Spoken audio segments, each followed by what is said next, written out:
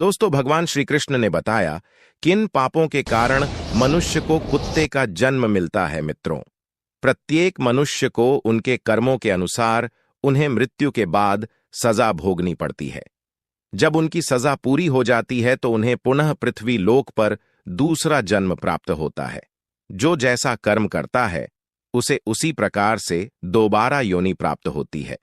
परंतु दोस्तों, क्या आप लोगों को पता है कि किस श्राप के कारण मनुष्य को कुत्ते का जन्म मिलता है, और वह कौन से कार्य हैं जो हम मनुष्यों को अपने जीवन में नहीं करने चाहिए, जिसकी वजह से हमें नर्क में जाना पड़ता है और फिर हमें एक कुत्ते का जीवन मिलता है। मित्रों, हिंदू ग्रंथों के अनुसार इस धरती पर रहने वाले सभी मनुष्यों को मृत्यु के बाद उसके कर्मों के अनुसार अलग अलग योनि में जन्म मिलता है।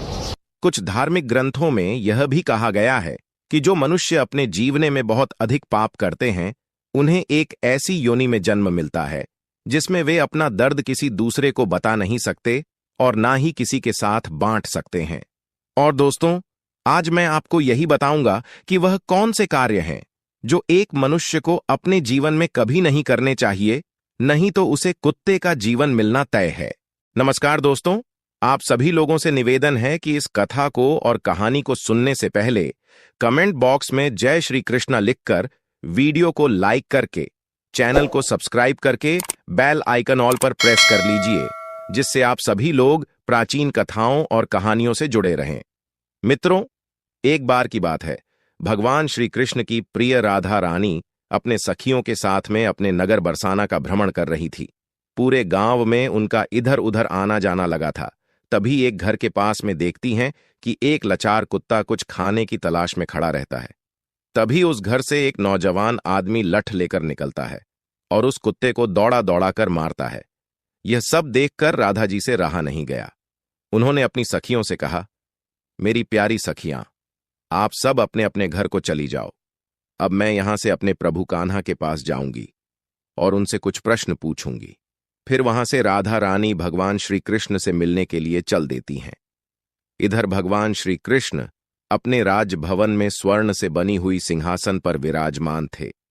तभी उनके पास राजभवन में उनकी प्रिय राधा रानी पहुंच जाती है और भगवान श्री कृष्ण से कहती हैं, हे कान्हा, जब मैं आज अपने नगर का भ्रमण कर रही थी तो मैंने नगर में देखा कि एक कुत्ता अपना कष्ट भरा जीवन जी रहा था और वह जिसके भी महल के द्वार पर जाता, लोग उसे डंडे लेकर दौड़ा दौड़ा कर मार रहे थे और उसे अपने भोजन के लिए इधर उधर भटकना पड़ रहा था, किंतु उसे पेट भरने के लिए कहीं भी भोजन नहीं मिला। तो हे प्रभु, इसे देखकर मेरे मन में एक प्रश्न उठ रहा है और मैं चाहती हूं कि आप मेरे प्रश्न का उत्तर दें। मित्रों, फिर आगे भगवान श्री कृष्ण कहते हैं, हे प्रिय राधा रानी, आपके मन में जो भी प्रश्न है मुझसे निश्चिंत होकर बताओ, मैं तुम्हारे प्रश्न का उत्तर अवश्य दूंगा। फिर राधा रानी कहती हैं, हे प्रभु, मेरा प्रश्न यह है कि किस पाप के कारण मनुष्य को कुत्ते का जन्म मिलता है। मित्रों, फिर आगे भगवान श्री कृष्ण कहते हैं, हे प्रिय राधा रानी, आज मैं आपको एक कथा सुनता हूं जिसे सुनकर आपको आपके प्रश्न का उत्तर अवश्य मिल जाएगा। इसीलिए हे प्रिय, इस कथा को पूरे मन से सुनना। फिर आगे राधा रानी कहती हैं, हे प्रभु, आप कथा सुनाइए, मैं पूरे मन से इस कथा को सुनूंगी। मित्रों, तो कथा को सुनाते हुए आगे भगवान श्री कृष्ण कहते हैं, हे प्रिय राधा रानी, एक समय की बात है, जब भगवान श्री राम अपनी सभा में बैठे हुए थे, तभी उन्हें एक कुत्ते की रोने की आवाज सुनाई दी।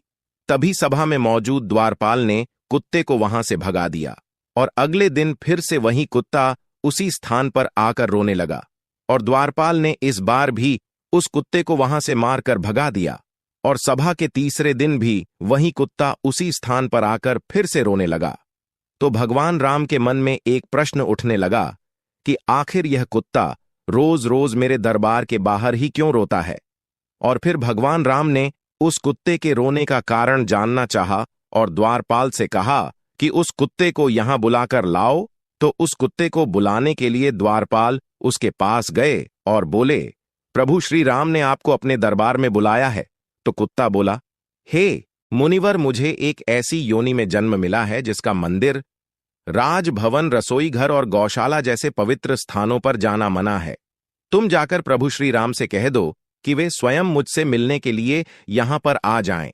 और फिर द्वारपाल ने कुत्ते की सारी बातें भगवान श्री राम से जाकर बताया, और ऐसा सुनकर भगवान श्री राम स्वयं उस कुत्ते के पास गए और उससे कहा कि तुम रोज मेरे दरबार के बाहर आकर क्यों रोते हो? तो कुत्ते ने भगवान श्री राम से कहा, हे प्रभु, मैंने कोई अपराध नहीं किया है, फिर भी एक सन्यासी ने मुझे पत्थर से मारा है, जिसके कारण मेरा पैर टूट गया है और अब मुझे बहुत पीड़ा हो रही है, और इसी कारण मैं रोज आपके दरबार में आकर रोता हूं मित्रों। फिर आगे भगवान श्री कृष्ण कहते हैं, हे प्रिय राधा रानी, उस कुत्ते की पीड़ा को देखकर प्रभु श्री राम को बहुत दुख हुआ। फिर भगवान श्री राम ने अपने दरबारी को अपने दरबार में बुलाया और कहा, हे दरबारी, जाओ, जाकर वह सन्यासी जहां भी हो उसे ढूंढ करके हमारे दरबार में अति शीघ्र लेकर आओ। भगवान श्री राम की आज्ञा पाते ही उनके 2 सैनिक वहां से सीधा सन्यासी के घर पहुंच गए और उस सन्यासी को पकड़कर अपने साथ में लेकर के भगवान श्री राम के दरबार में आ गए। फिर उस सन्यासी कहा, क्या यह सत्य है कि तुमने इस कुत्ते को पत्थर मारा है, जिससे इसका पैर टूट गया है और यह अब ठीक से चल भी नहीं पा रहा है? तो इसने क्या अपराध किया था जिसके कारण तुमने इस बेजुबान कुत्ते का पैर तोड़ दिया? तब वह सन्यासी कहता है, हे प्रभु, मैं भिक्षा के लिए रास्ते से जा रहा था, तभी इस कुत्ते ने मेरी भिक्षा का अन्न छू लिया था और इसी वजह से मुझे क्रोध आ गया और मैंने पत्थर उठाकर इसको जोर से मार दिया, जिसके कारण इसका पैर टूट गया। सन्यासी की यह बात सुनकर श्री राम ने कहा, क्या आपको पता है कि यह एक ज्ञान विभिन्न पशु है? यह अपना पेट भरने के लिए ऐसा करते हैं और इनको इतनी अक्ल नहीं है कि ऐसा नहीं करना चाहिए। और यदि इस कुत्ते ने आपके अन्न को छू लिया था तो इसमें इसका कोई अपराध नहीं है, और ऐसा करना तो इसकी स्वाभाविक प्रवृत्ति है, और इतनी सी बात के लिए आप इस कुत्ते को इतनी बड़ी सजा नहीं दे सकते हैं। और अपराध इसने नहीं, अपराध तो आपने किया है जो एक सन्यासी होकर इस कुत्ते का पैर तोड़ दिया है, इसलिए आप ही इसके अपराधी हैं मित्रों। फिर आगे भगवान श्री कृष्ण कहते हैं, हे प्रिय राधा रानी, भगवान श्री राम उस कुत्ते से कहते हैं कि यह सन्यासी तुम्हारा अपराधी है और तुम जो चाहे वह सजा इसको दे सकते हो। फिर भगवान श्री राम की यह बात सुनकर उस कुत्ते ने कहा, हे भगवन, इस सन्यासी को किसी महल का राजा बना दिया जाए। तो श्री राम ने उस कुत्ते की बात को स्वीकार कर लिया और उस सन्यासी को सुंदर वस्त्र पहनाकर एक घोड़े पर बिठा दिया और उस सन्यासी को एक महल में ले गए और वहां का राजा बना दिया। जब वह सन्यासी राजा बनकर एक स्वर्ण से बनी हुई सिंहासन पर बैठ गया, उसे वस्त्र भी राजा महाराजा जैसे मिल गया। इतनी सारी सनो सौखत को पाकर वह सन्यासी अति प्रसन्न हुआ। फिर सोच रहा था कि मैं अपने जीवन में कभी सपना भी नहीं देखा था कि मैं एक राजा बनूंगा और एक कुत्ते ने मुझे राजा भी बना दिया। सच में इस कुत्ते में अक्ल नहीं है, क्योंकि मैंने उसकी टांग तोड़ दी, पर उसने मुझे सजा देने के बजाय महल का राजा बना दिया। और यह सब कुछ देखकर लोग बहुत आश्चर्यचकित थे और लोगों ने प्रभु श्री राम से पूछा कि हे प्रभु, इस कुत्ते ने इस सन्यासी को सजा देने के बजाय महल का राजा क्यों बना दिया, जबकि उस सन्यासी ने तो कुत्ते का पैर तोड़ दिया था। और गांव के लोगों की इस बात को सुनकर प्रभु श्री राम ने कहा, इस सवाल का जवाब आप लोगों को वह कुत्ता ही दे सकता है। तब सभी लोग उस कुत्ते के पास गए और उस कुत्ते से पूछा कि आपने उस सन्यासी के साथ ऐसा क्यों किया है? उसे दंड देने के बजाय उसे तुमने एक राज्य का राजा बना दिया है। तो कुत्ता मुस्कुराते हुए बोला, तुम जानना चाहते हो कि मैंने उस सन्यासी को सजा देने के बजाय उसे महल का राजा क्यों बना दिया है? मित्रों, फिर आगे भगवान श्री कृष्ण कथा को सुनते हुए अपनी प्रिय राधा रानी से कहते हैं, हे प्रिय राधा रानी, वह कुत्ता उन सभी से कहता है, सुनो, यह अन्याय करने वाला राजा और घर पर पहुंचे, याचक को भगाने वाला और दूसरे की संपत्ति को हड़पने वाला और किसी गरीब पर अत्याचार करने वाला मरकर दूसरे जन्म में कुत्ता ही बनता है। और यह एक सत्य है, इसमें कोई संकोच करने वाली बात नहीं है। एक राजा ही सबसे पहले गरीबों को सताता है और उनकी संपत्ति को हड़पता है।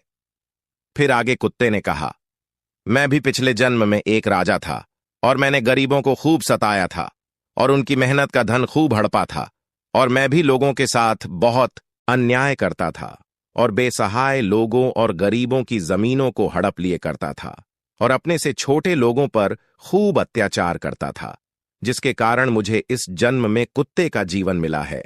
और अब मैं अपने पापों का फल भोग रहा हूं, और मैंने उस सन्यासी को इसीलिए राजा बनाया है ताकि उसे भी अगले जन्म में कुत्ते का जीवन मिले, और तब उसे पता चलेगा कि कुत्ते की जिंदगी कैसी होती है और अपना पेट पालने के लिए कितने लोगों से मार खानी पड़ती है, और हम कुत्तों का जीवन आसान नहीं होता है। मित्रों, कथा को आगे कहते हुए भगवान श्री कृष्ण कहते हैं, हे प्रिय राधा रानी, यह वही लोग हैं जो पाप धुलने के लिए गंगा जी में जाते हैं, किंतु वहां से आते ही फिर से पाप करना शुरू कर देते हैं। और फिर आगे राधा रानी कहती हैं, हे प्रभु, क्या गंगा जी में पाप नहीं धुलते हैं? तो भगवान श्री कृष्ण मुस्कुराते हुए कहते हैं, हे प्रिय राधा रानी, गंगा जी में वही पाप धुलता है जो अनजाने में हो जाते हैं। जानबूझकर के गए पाप कभी नहीं धुलते हैं, और गंगा जी में स्नान करने से वही मनुष्य पवित्र होता है जिसका मन साफ हो और मन में कोई छल ना हो तथा मन में गंदे विचार नहीं, और गंगा जी में छल करने वाले और दूसरों की बहन बेटियों पर बुरी नजर रखने वाले लोगों का कुछ नहीं होता है, और प्रत्येक मनुष्य को अपने कर्मों का फल अवश्य मिलता है। मित्रों, इसीलिए आप लोगों से हाथ जोड़कर अनुरोध है कि किसी बेजुबान जानवर को अगर हम लोग एक वक्त पेट भरने के लिए अन्न नहीं दे सकते, तो उन्हें कष्ट पहुंचाने का भी हमें हक नहीं है।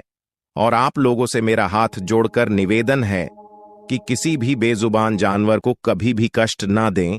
यदि कोई कुत्ता या बेजुबान जानवर आपके घर पर आता है तो उसे यदि रोटी नहीं दे सकते तो उसे मारो भी मत, क्योंकि वह भी एक जीव है, उसे भी दर्द होता है, और ईश्वर सबके पापों को देखता है।